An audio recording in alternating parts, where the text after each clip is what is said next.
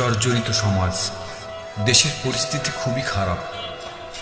চারপাশে শুধু সংকট, অর্থনৈতিক টানাপোড়েন, খুন, ধর্ষণ, চাঁদাবাজি, ছিনতাই, ডাকাতি আর অগ্নিসংযোগে জর্জরিত আমাদের সমাজ। মনটা ভার হয়ে যায়। এই দেশ, এই মানুষ, এই মাটি, এ তো আমাদের প্রাণ। কিন্তু এখন কি ভয়াবহ অস্থিরতা, কি বিভ্রান্তিকর সময় পার করছি আমরা। কবে যে এই অশান্তির প্রহর শেষ হবে ভাবতেই কষ্ট হয়। মানুষ আর যেন মানুষ নেই। নিয়মের চেয়ে দল বড়, মানুষের চেয়ে ক্ষমতা বড় হয়ে উঠেছে। এই চিন্তাগুলো প্রতিদিন একটু একটু করে গিলে খাচ্ছে আমাদের সুন্দর সমাজকে।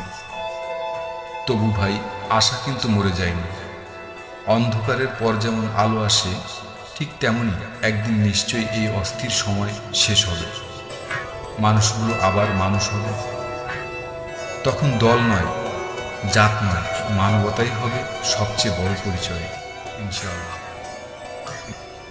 আসুন আমরা কাঁধে কাঁধ মিলিয়ে এই ভাঙাচোরা সমাজটিকে আবার নতুন করে সাজাই।